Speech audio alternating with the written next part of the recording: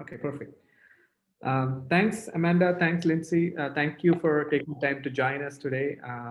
I wanted to really, I wanted to make sure this is a very interesting topic and a topic that's something that we all, have been talking about for a while right now.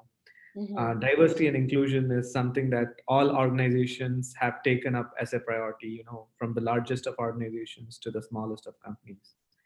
What today we wanted to discuss is get your expertise and share some of the thoughts, some of the your insights, your experiences on why you think this is important and how you have implemented in your day-to-day lives, or how it has impacted your organizations as well. Without a delay, I just want to quickly introduce myself.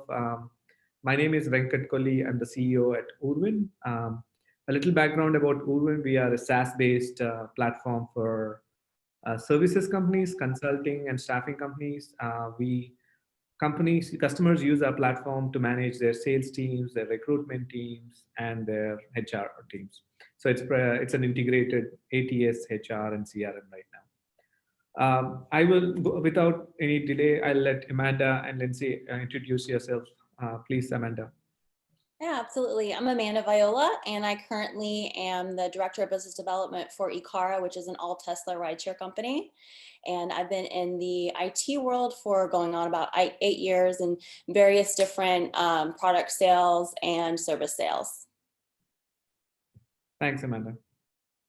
Hi, I'm Lindsay Barrows. I run global talent acquisition for McAfee, and I have been in the PA and HR world for more years than I want to admit to. But diversity and inclusion has been a big piece of my heart, even before it was cool. But Right. So I'm thrilled to be discussing this topic. Perfect. Thanks, Lindsay, and thanks, Amanda. Without and also, before I get into the webinar, this is more of a panel discussion, so I will be facilitating these with some of the questions. For everyone, a couple of housekeeping items.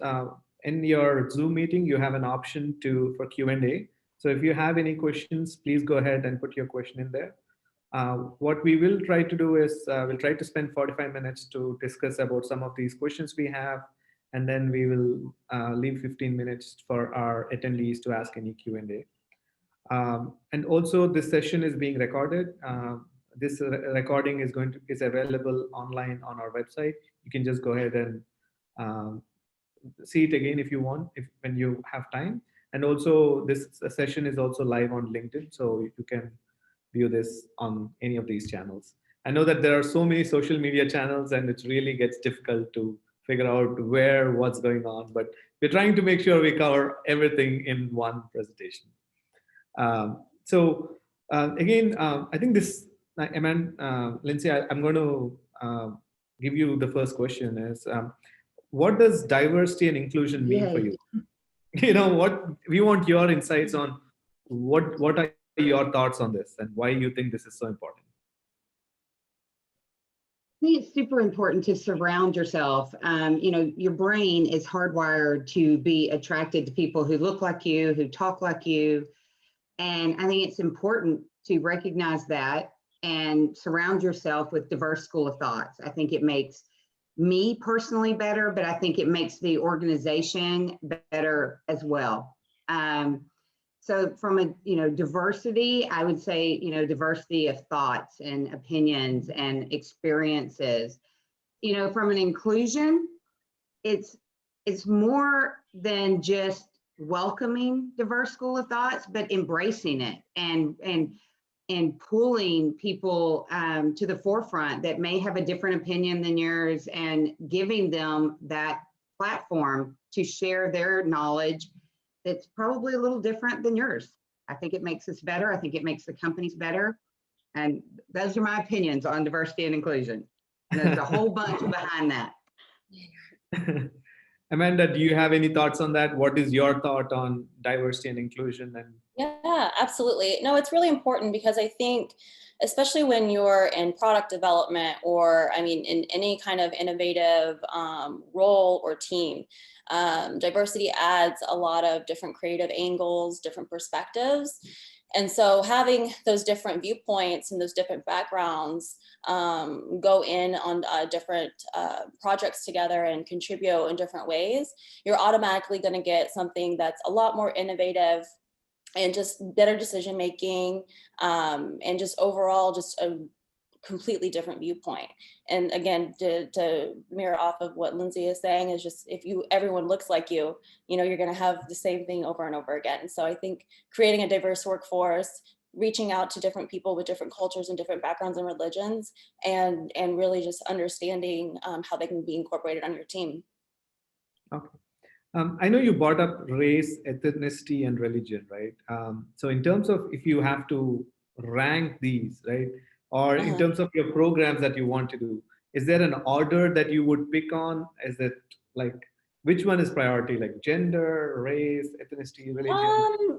I don't know if there's a priority, because I think, you want to, you want it to be reflective and different than what you currently have. So maybe, looking at your current workforce and seeing where there can be added diversity, whether that comes from a religious standpoint or a gender standpoint. I think maybe it's more prevalent in gender. Maybe it would be first priority is making sure you have a good mix of male and female. But I think also, just also incorporating, different backgrounds and race and ethnicity as well is equally as important, depending on the workforce that you're currently looking at. Great. Any thoughts on that, Lindsay? No, I agree. I mean, what we're trying to drive toward is a diverse school of thought. And, the avenues we have to drive down right now are gender, religion, ethnicity. But I don't know, that's a hard question in terms of order of importance. They're all important into building a wholly diverse organization. Very good, very good. I totally agree with you. So on an extension of the same question, I know you mentioned that all of them are important. How do organizations make sure, do they monitor each of these as a metric? Like, do they make sure, like, how do you, like, where do we get started with diversity and inclusion? How do we get started for a company like us? Yeah, I think, some things that it starts out in, in your recruitment is, are you advertising jobs on diverse job boards? Are you looking to different groups and organizations, to maybe find that talent? I think it goes back to the recruitment. And are they, trained, or is that diverse conversation and mission embedded into the recruiter's culture? And Lindsay, you can probably speak more to on the HR side. That's how I see. I think it needs to really be embedded into the overall culture. I agree. So one of the reasons I was so enamored with McAfee is because they've really not just talk the talk in terms of, we want a diverse, DE&I organization, but, they walk the walk. They publish an impact card, a scorecard every year to show how we're doing. And they do it in many different avenues. So, I think everyone can talk to today why it's important to have a diverse workforce. Right. The problem you run into, so you get buy-in at the executive level and that trickles down.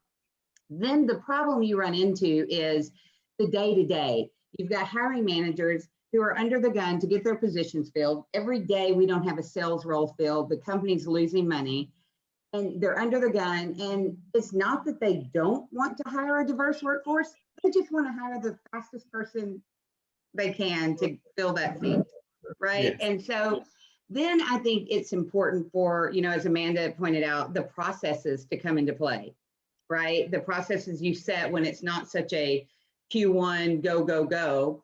And those right. Are we ensuring we have a diverse interview panel? That's a mandatory here at McAfee.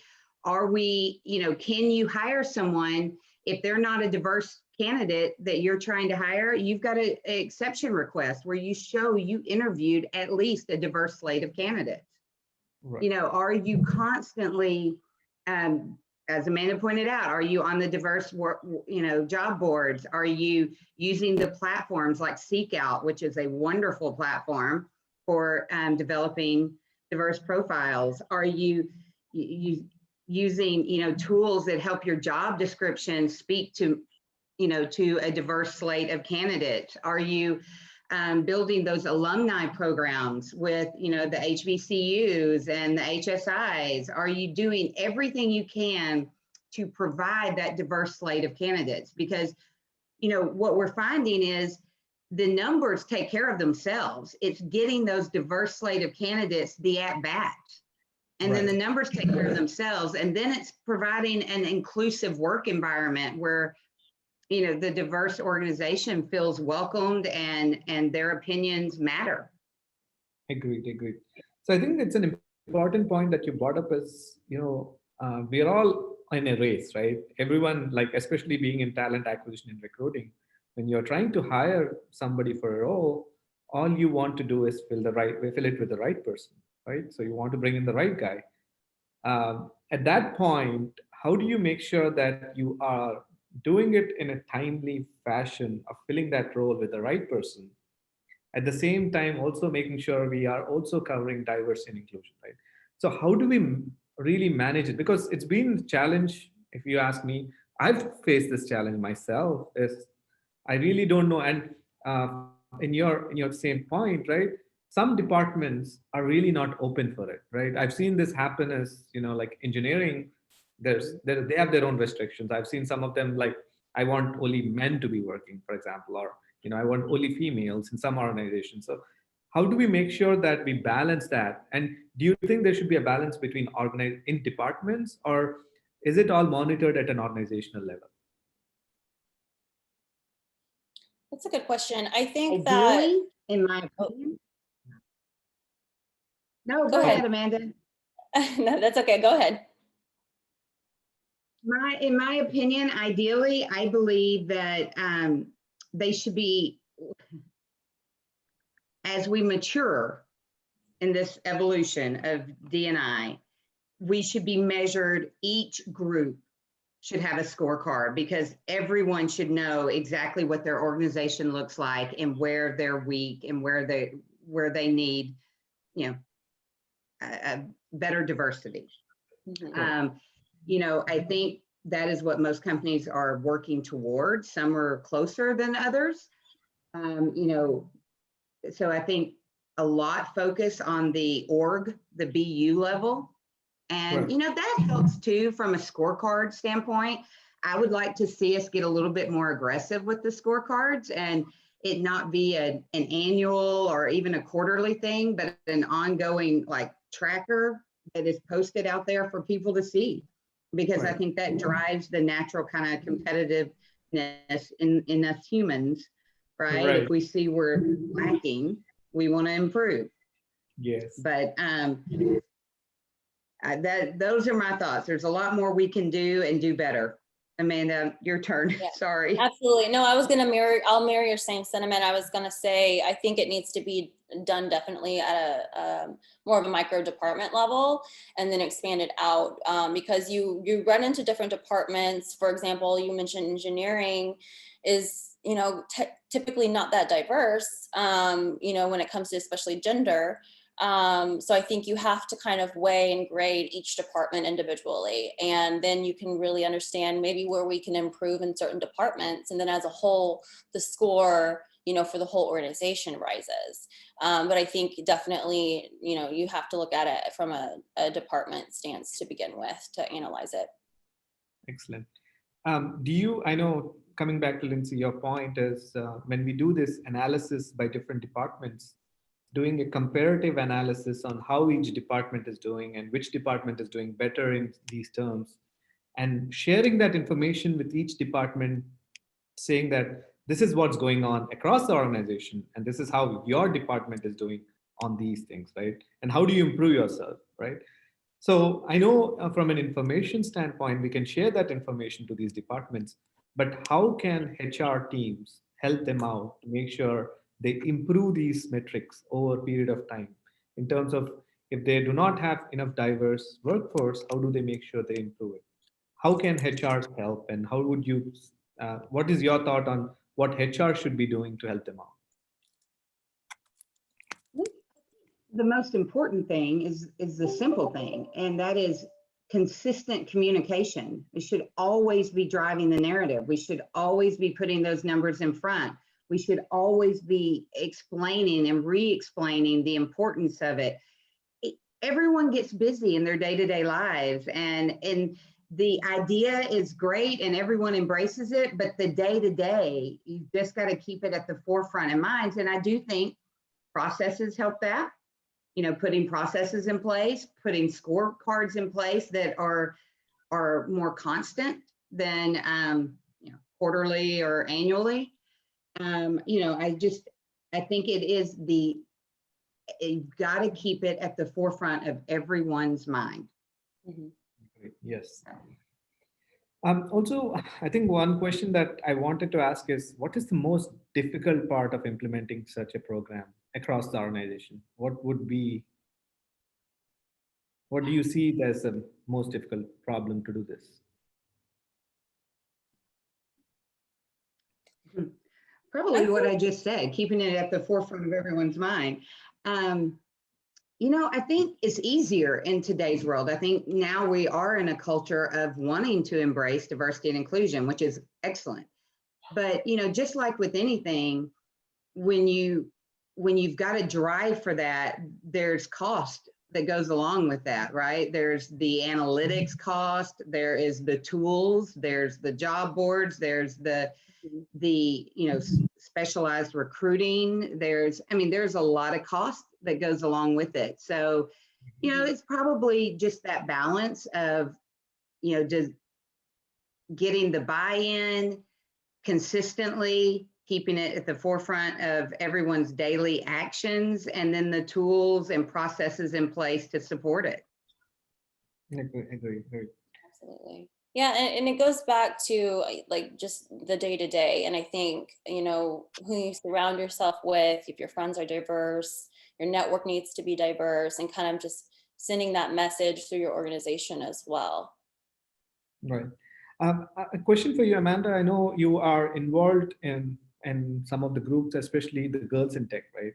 So we want to get some of your insights on how you have helped, through all these groups and organizations, how have you helped, solve this problem of diversity and inclusion for companies? Absolutely. So with Girls in Tech, it's great because, it seems to naturally attract a really diverse crowd. So the premise of Girls in Tech is to really close the gender disparity gap that we see in technology. And that we work with university and professional age women. And we offer mentorships, we offer courses, and really it's a lot of education. And women that either want to get into the tech industry with zero background, or individuals that are wanting to go from a technical to a functional role. So what we really pride ourselves in is offering educational tracks and different resources. And I really feel that attracts a diverse crowd. And all of the chapters are open, very communicative, and very wanting to pull people in. And, we're constantly working with different groups around the cities, just even specifically in Dallas, but each chapter around the country, really works with the community. So I think understanding your community has really helped. Understanding what organizations that you can work with in the community has really helped.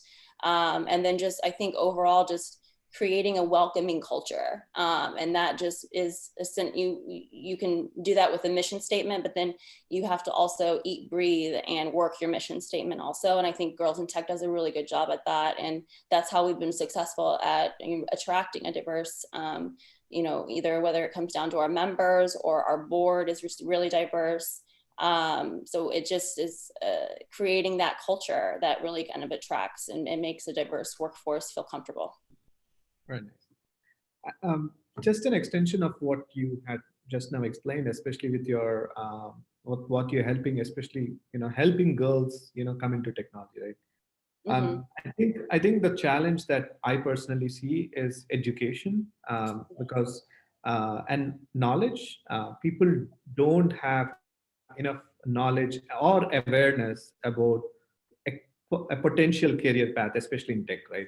So we see this as a big challenge. Be it gender, be it race or religion, is they do not know what's next out there, right? So this has been as a part of our inclusion. Do you have any thoughts on how we can change this at an educational level so that Hmm. over the years we improve it, and we have more workforce, that even because right now when you recruit and try to hire for departments, one of the biggest challenge that we always hear is we don't have people with that gender or race, or like I can't find any women who are, or who are in the tech space, or I can't find someone with this race. How do we fill this gap, right? So especially from coming from a grassroots level, especially from education, how can we Hmm. fill that gap and take it forward? Yeah, absolutely. That's a great question. It's something that's posed to a lot of different corporations, and I've seen it too. I understand that the talent gap and that education gap is a big problem, because you don't, you can't just hire a person just to have a diverse workforce. You obviously have qualifications that you have to meet to get projects done and things. So I think it goes back to, um, you know, having the education standpoint. Either you're looking, having that recruitment, look in, having partnerships with different universities is super lucrative. That's something that Girls in Tech leverages. That automatically you're going to have a diverse workforce and a diverse talent pool. Now, when it goes back to you need somebody that needs 5+ years of programming experience, and your talent pool is just not diverse, just based on either the tech, that it's the tech stack or anything, that the job description, there might need to be, maybe some changing in the job description, of as far as maybe it's like you lower the three year mark, and you weigh heavier on the different projects and hands-on coursework they did. There has to be some give and take. But you definitely have to hire the quality for the role in the project. But I think evaluating maybe the job description and seeing, okay, well, maybe we can cut this down and equate somebody, use somebody that has a little less experience and they have this type of talent or this desire to learn and want more, so they can learn on the job. I think it takes a team effort between recruitment and between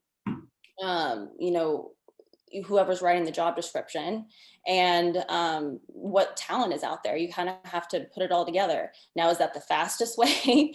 Absolutely not. But it's a big problem of trying to find, especially in the engineering side, is trying to find adequate people and adequate talent that also meet that diverse check mark. But I think it really has a combination of everybody in the organization needing to work together to try to make those things happen. Great. So as an extension question for Lindsay on that, I know you've done a lot of talent acquisition, but I want to get your thoughts about how do you add diversity on your job description? You can put them through, we use a tool that before we open a rec, we run the job description through, and it analyzes and makes suggestions for more kind of inclusive and diverse, to attract more diverse candidates. I'm going to echo Amanda a little bit. I think what I've done that has been successful throughout the career, and McAfee does it as well, is we identify groups and areas where we can grow our own talent. I know at a previous company, we were finding it hard in the high tech to find pre-sales, women in pre-sales specifically. And so we created a junior level org where we targeted that diverse audience, slate of candidates, hired them, and we grew them ourselves. And that was successful. And we do that here at McAfee too. We identify some key areas, and we focus on hiring diverse talent in those key areas, and young diverse talent, right, in terms of years of experience, and then growing them ourselves, which I think is awesome. I love that. But to Amanda's point, that is not an overnight solution to the problem. So I think we also do things like return to work programs for maybe women who stayed home to care for their kids or they were younger. Those have been great. We've dropped at McAfee, we've dropped a degree requirement.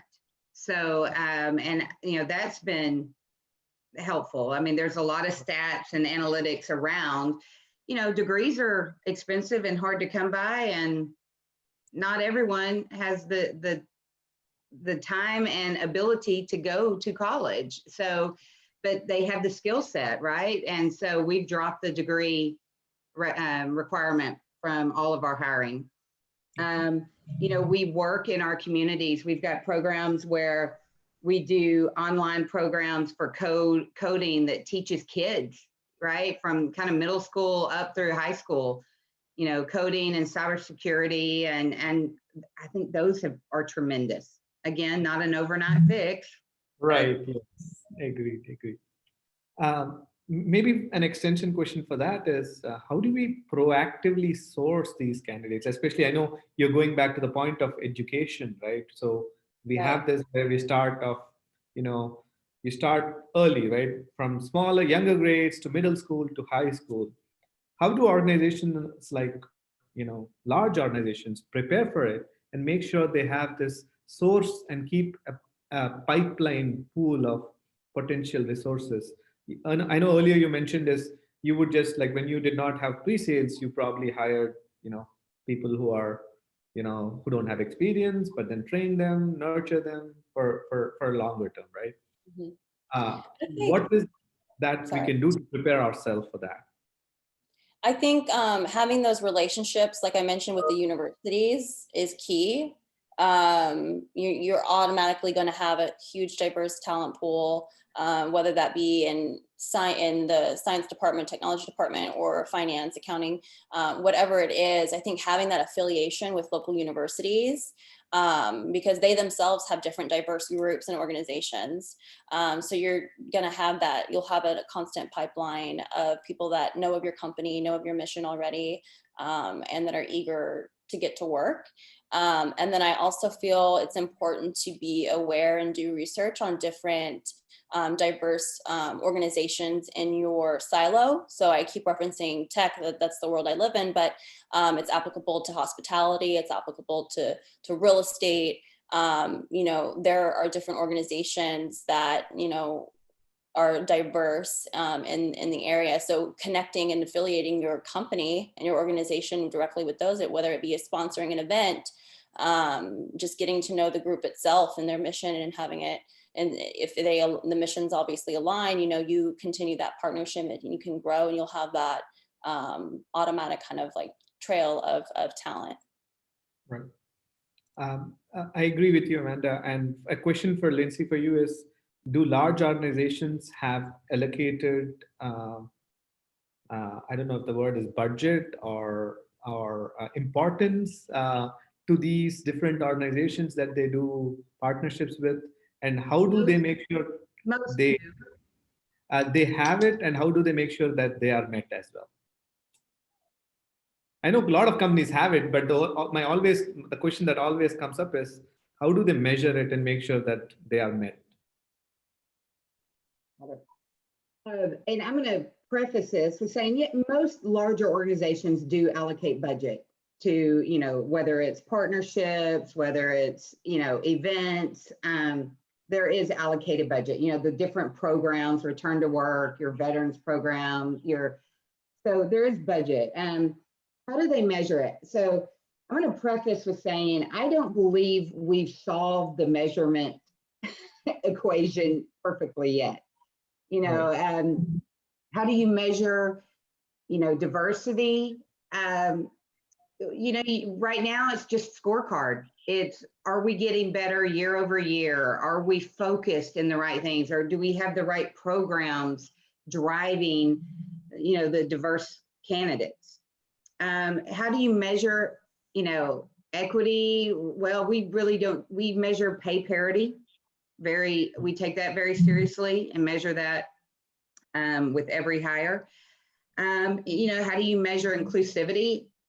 To me, that's the worst one. You do it by surveys, community, you know, your employee resource, community engagement, you know, there's not really an inclusive, you know, index there. So yeah, I definitely think there's lots of room for improvement when it comes to measurements. But right now, you know, companies are kind of working with what they have, which is a, you know, report card, scorecard. Right. Agreed. So I know you've been working a lot with HR tech companies and especially also a lot of staffing companies and agencies, right? Um, how do you see that you're working with other agencies?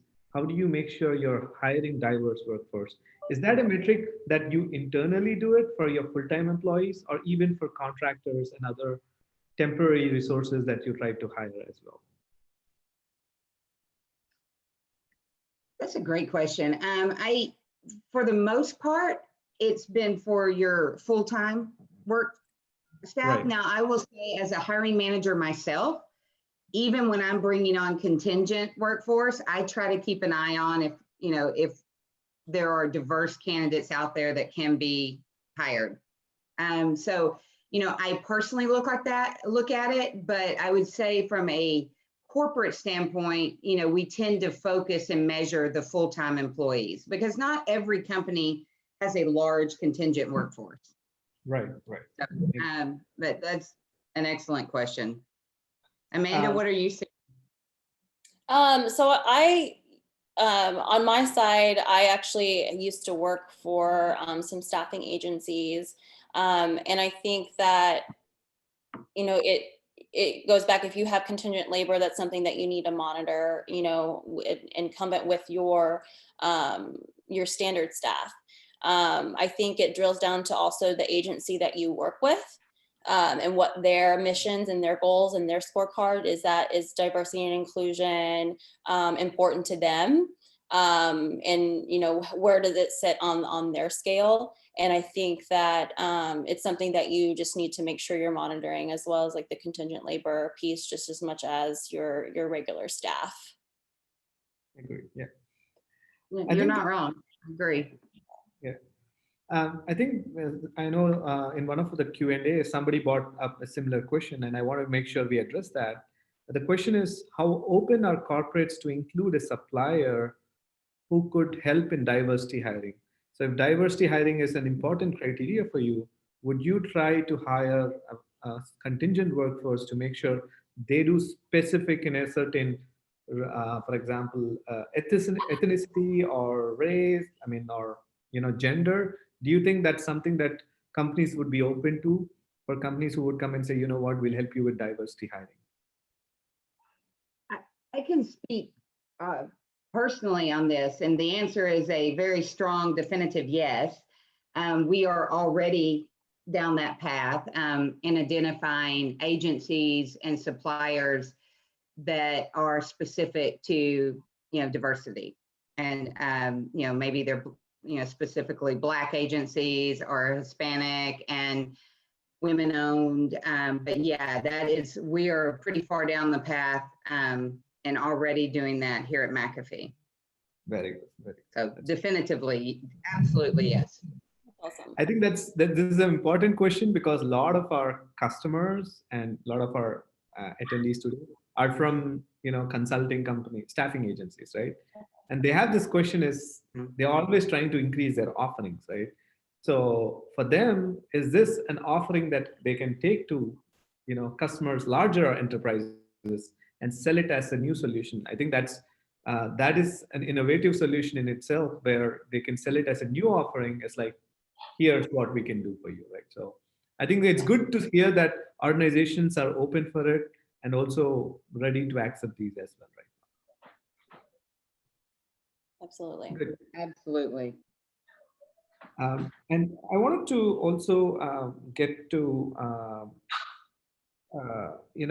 especially when, there's a lot of these discussions about,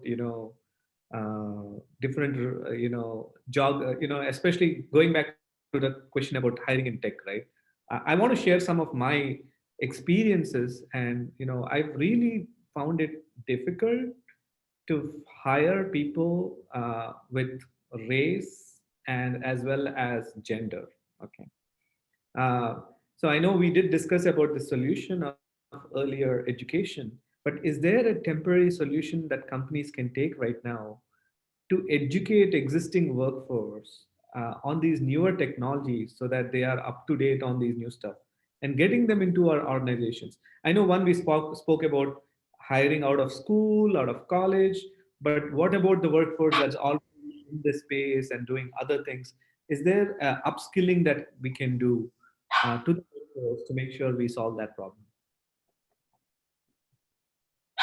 Yeah, I think working with, so if you're speaking specifically like tech and engineering and like the skill sets, like, so working with like General Assembly is like a coding course that people can kind of go into. So I think, either if you're wanting to internally train and kind of like develop that talent, or if you're wanting to kind of externally look for maybe like fresh new talent that has specific skill sets. So looking to like different coding courses, and kind of thread into that talent pool would be more of a rapid scale. And then also to, in turn, if you wanted to leverage those same resources to help, technically kind of bring certain people up to speed, I think those are good resources too. Lindsay, do you have any thoughts on that? I was actually going to say the exact same thing Amanda said. And then, not to forget too, that, your college courses and your colleges around have a lot of those courses too. You don't have to go for a full degree. You can go for a class and, and training, but the classes are out there. It's just about the company investing the time and cost into developing their current workforce, which is actually in the long run a lot cheaper. Yes. So, Because you retain those individuals. When you invest in your employees, they feel, it's your they feel that they like that, and they'll stick around. They're more loyal, and you're then also too, they're basically your recruiter in a sense, and they can pull in talent. Agreed. I just want to bring up an interesting question that came up is, is if you're, I'm just going to read it out for you. If you work for a staffing agency, how do you talk to managers about dropping the degree requirement when the candidate has the right skill set? I know Lindsay did Yeah. mention earlier that, the McAfee has removed that, but still that minimum requirement is there in a lot of organizations. So Right. what would be some of Well, your thoughts and ideas on that? yeah, I would pose the question back to that hiring manager. How quickly do you want to fill this position? I would ask them to rank what is important for this position. Are you ranking a degree number one? If not, maybe we can really reconsider that. But I would pose those type of questions, how important is this project? Is revenue tied to this project? What is it, the driving factor to getting this person hired? And then ask them to rank it, ask them to rank those priorities. And, but yeah, no, it's tough. It's tough, especially in the staffing world, to get your candidate to be considered and to even be talked to, especially in that. But, and then also maybe use example, McAfee, Google, they've dropped their requirements. Would you consider doing the same? Maybe just for this role and see how it goes. But you have to kind of put it back on them and see how they prioritize it. Yeah. I agree. You may not always win that battle if they're Right. really dug in and kind of, but I think it does help to show other progressive companies and without saying it, show them that they're not being as progressive in their thinking, right, as some of the other leading companies. And, just kind of hit them with the facts that the degree is not going, because my guess is on most of these positions, these are degrees plus, 5 to 10 years of experience or whatever. The degree is not going to touch what the 5 to 10 years of experience has, right? So, they're not quizzing them during their interview on what classes they took during their degree, right? They're quizzing them on their latest skill set and their latest job, responsibilities, right? So I would just kind of remind them of that. You may not win that every time, but I do think companies probably will win that battle more and more. Right.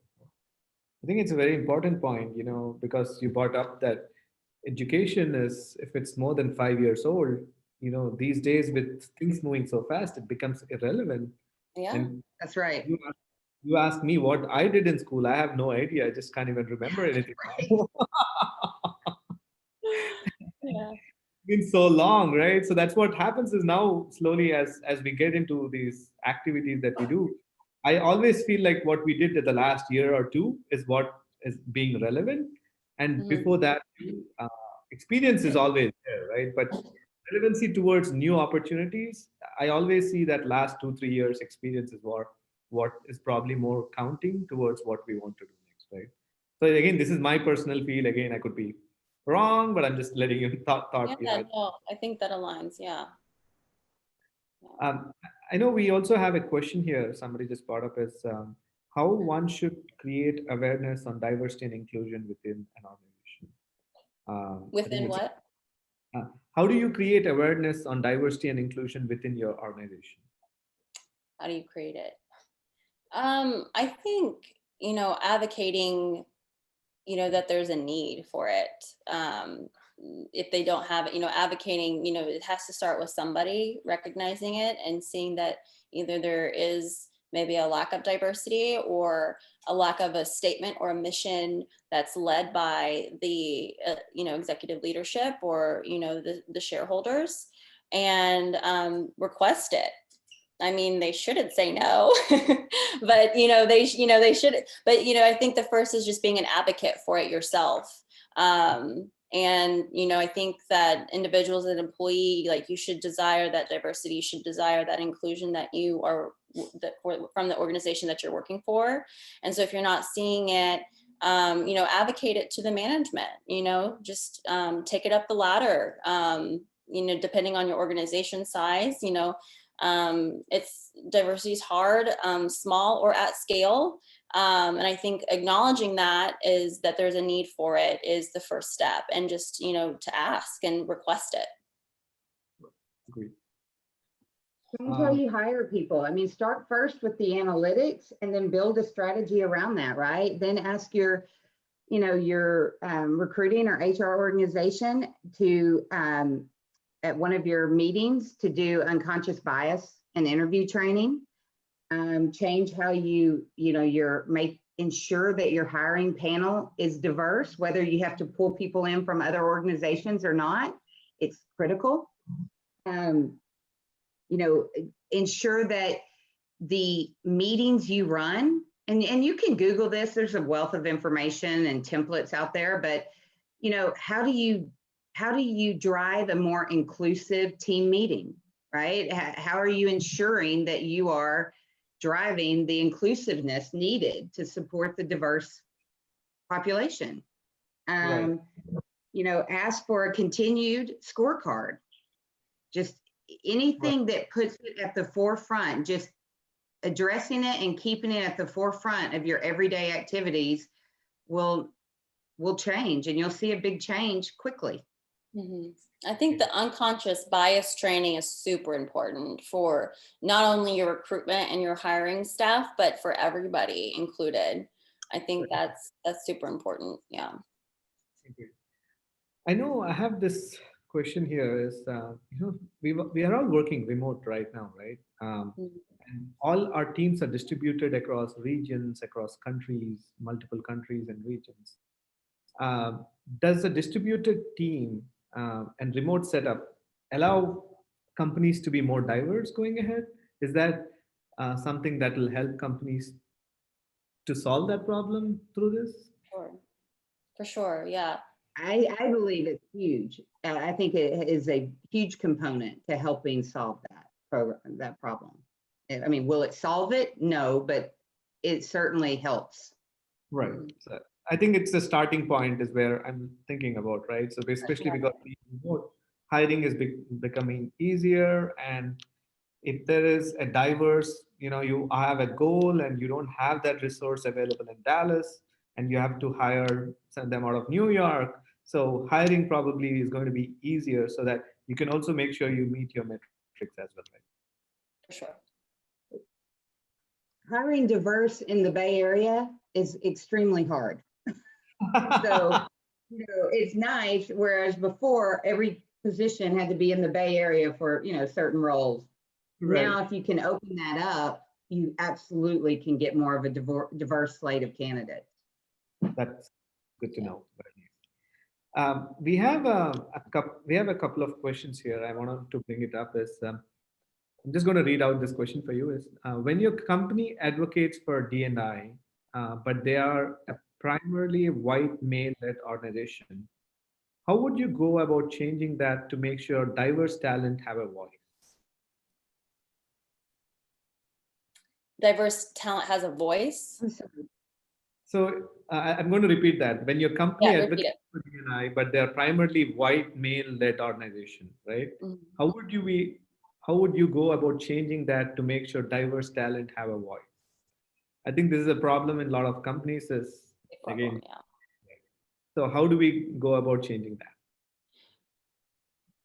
Depending on the organization and how large it is, I think like, going back and advocating for those special groups.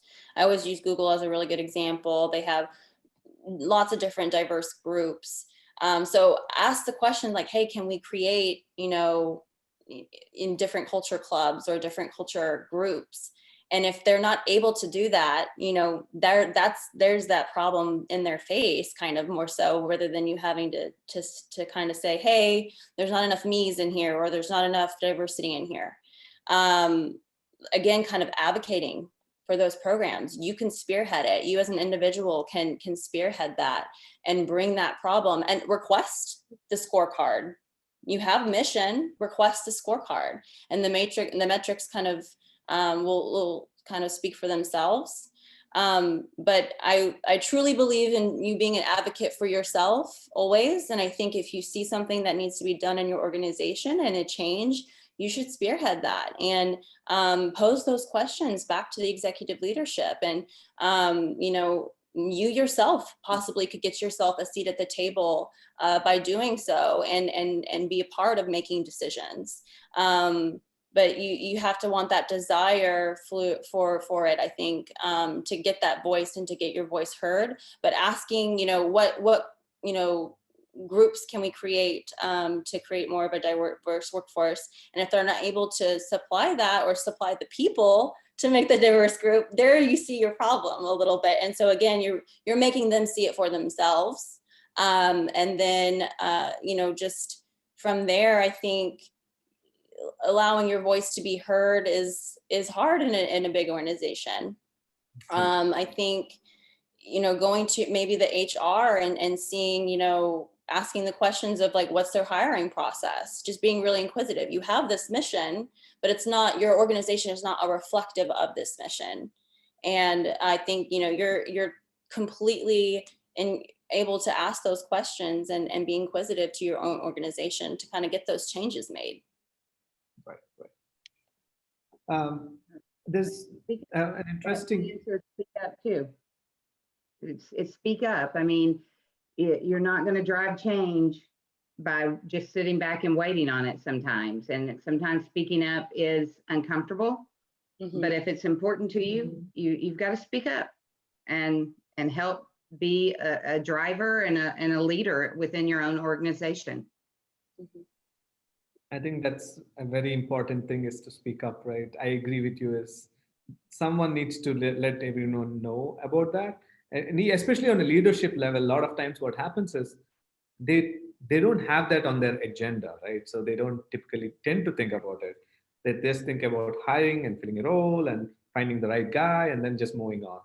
So it's Right. never falls into their mind, but a lot of times they don't realize, but somebody needs to tell them that this is something, there's a problem going on. And unless somebody speaks up, I'm sure the leadership is not aware of it or probably does not thinking about Right. it. And I mean, if it, I don't know, just dependent on this person's organization, grab a buddy, talk to somebody else about it, and say, is this important to you? Do you feel like this mission matches the culture that we're seeing? Would you want to maybe put a plan together with me and go speak to our director or something and ask for something?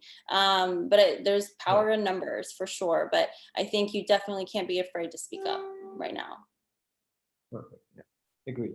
I know we have 10 more minutes for our session, but I wanted to make sure all the attendees can put their questions in. So there's a Q&A box on your Zoom. So please go ahead and put your questions in there. We have a couple of questions that came in just now. Just wanted to read that out for you. What is exactly the research on why companies are more profitable who are more diverse? And how long has that research been around? Lindsay, do you have any thoughts on that? Well, I mean, fair question. And yeah, there's a lot of places to get that research. There have been analytics that show the increase in profits with a more diverse organization. I will be honest, I don't have those sites at the top of my head, but I can go get them. But yeah, there are a number of places that are tracking that information now. Great question around the how long has it been around? Not long enough. I mean, truthfully, we should have been tracking this eons ago. So, it is something that is fairly in terms of, today's world, it's fairly new in terms of what we're tracking and how, much emphasis we're putting on it. But I would say the tracking has been around for at least 14 to 17 years.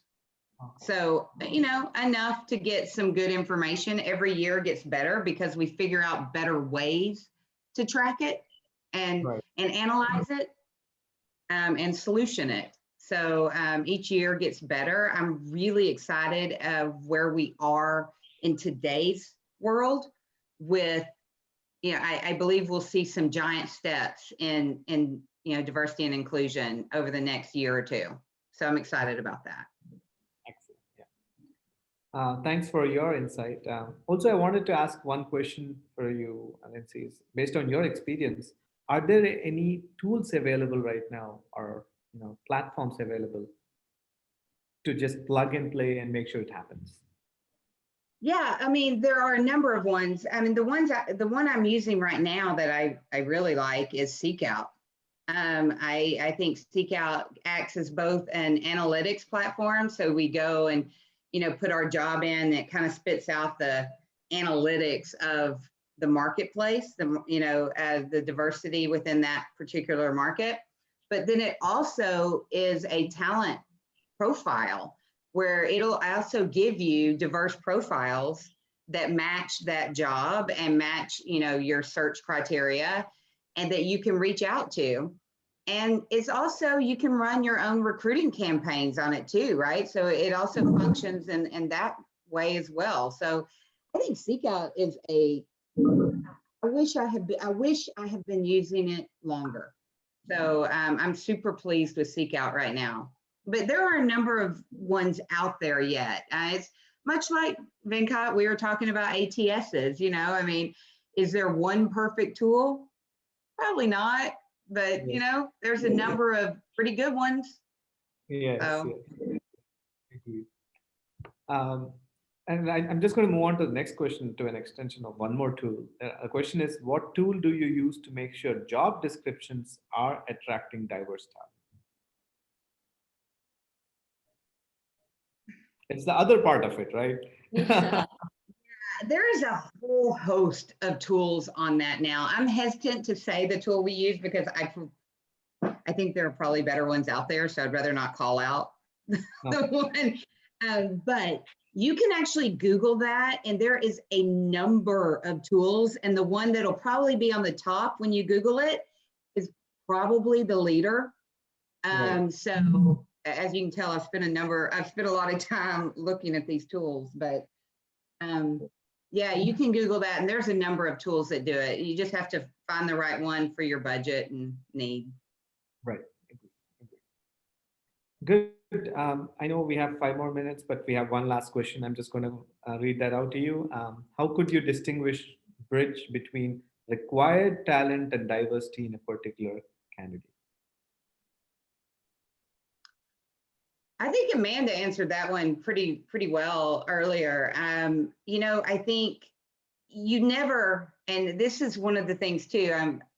You know, our CHRO at McAfee, Chattel, is so focused on hiring diversity and our URMs, but she doesn't let it get in the way of hiring. She wants the best talent for the role, right? So it's not like you just hire a diverse candidate to plug and play, right? She wants the best talent for the role. She just wants to make sure that there is a diverse slate of candidates getting the fair shot at them. I think you do things like the degree requirements. You know, Amanda pointed out earlier, you know, sometimes if you've got a really solid diverse candidate, we had this actually the other day where, you know, the job requirement was 10 years of experience and this, and this. We had a phenomenal diverse URM candidate who had 7 years of the exact experience. Right. Let's lessen, you know, yeah. 7, 10. So, you know, it's about, you know, making good judgment, good common sense decisions. You want to hire the best talent. You want to ensure first and foremost that you have a diverse slate of candidates interviewing for the role. And then you make adjustments where you need to, just like you do for anyone. Yeah, great.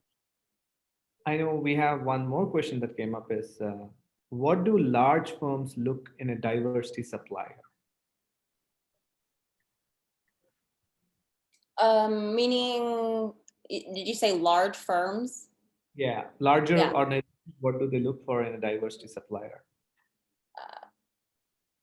I think like you're asking not just in general, like it could be like a maintenance supplier, just kind of in general. I think going back to like the vendor, you know, the organization itself has to have a diverse, you know, listing of vendors.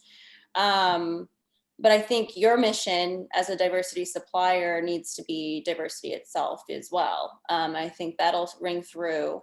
But I think it goes back to the organization, you know, do they have a diversity supplier list? Larger corporations do. And then there's usually a process for you to be considered and be on that list. That's like to my knowledge, but as far as you yourself as a diversity supplier, I think, you know, having your mission internally and your culture reflect that diversity as well is super important. I think the question was more towards IT suppliers, especially for large firms. And the question is like, you know, what is that? I mean, is there anything specific that they look for, or is it just? Well, usually to my knowledge, and Lindsay, you can correct me if I'm wrong, a diversity supplier is usually majority minority owned business. So it's usually back towards the ownership. So, which is fantastic, you know, but you as a minority vendor or owner of that company also need to have a reflection of that diverse workforce, I feel like, to even be more intriguing to a large firm and organization. Does that make sense? I think the diversity supplier, it means like you're, So I love having Amanda on the panel because we're both in different areas of the business. So I love hearing a different areas thought on that. It's great. I've made a couple of notes, Amanda. You know, for me specifically, I look at a couple of different things, and I guess it depends on what kind of supplier you're wanting to be. If you're a pure agency supplier, you know, I'm going to look at, yes, are you minority owned? Are you walking the walk? You know, I want to look at your past successes. your past placement, show me where you've been successful placing, diverse and URM candidates. I want to see, in some cases, depending on what kind of supplier, do you have a platform where like my recruiting team could go in and search your candidates, that you have, and do their own search and targets, right? So it just depends on what kind of supplier you're aiming to be. But Right. yeah, past performance is an indicator, a big indicator for me. Yeah. Agree. So. I know we've reached our time, but again, I want to thank you, Amanda and Lindsay, for taking time to join us. This has been a very interesting topic. I know a lot of people have been talking this over the last year, and this is an important initiative going ahead because it's been on the top of mind for a lot of organizations, right? Smaller companies, larger companies, everyone's thinking about it. And we internally, even in our company, we're thinking about these, right? So I actually learned a lot of new things today. So again, I want to thank you, both of you, for giving me a lot of this information today.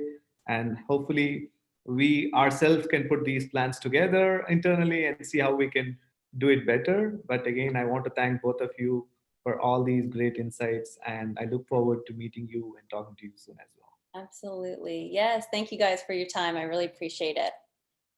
Thanks, Lindsay. Thanks, Amanda. Thanks for inviting me. It's been a great call. Thanks. Yes. Absolutely. Thanks. Thank you guys. Bye. Bye-bye.